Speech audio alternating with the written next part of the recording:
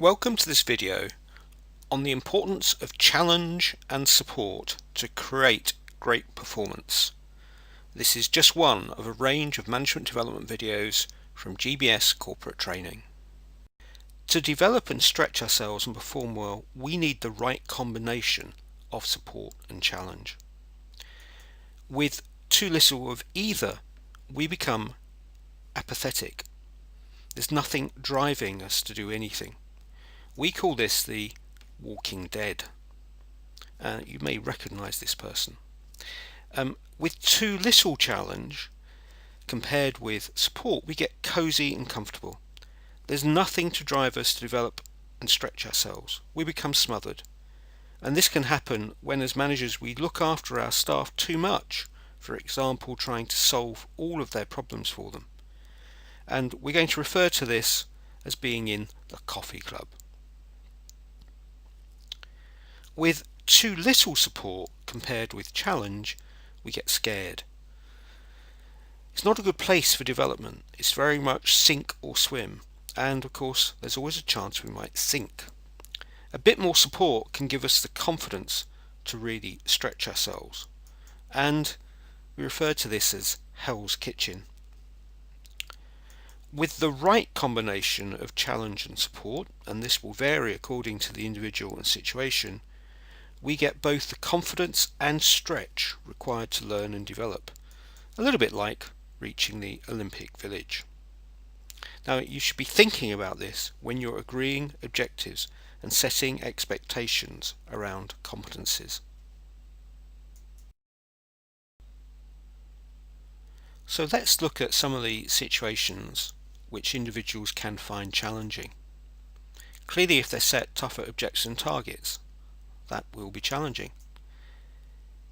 If they're involved in a training program, a career move, a new project, or they simply take on new responsibilities, these all represent times when people face additional challenges. If there's sickness in the department, some colleagues are away, then the individuals who are at work will face additional challenges. If they're taking on new skills, applying skill and knowledge in new ways, involved in new systems and processes, then these are all times when people will be challenged.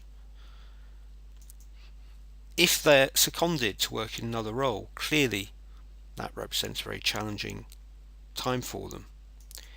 If as a manager you ask someone to solve more of their own problems, this will be challenging. They will need support. And of course, if they're in a new job, that will be a very challenging time. And there are many other examples where challenges are involved. So, what does support look like? Clearly, just a simple chat about someone's concerns will be very helpful in providing support.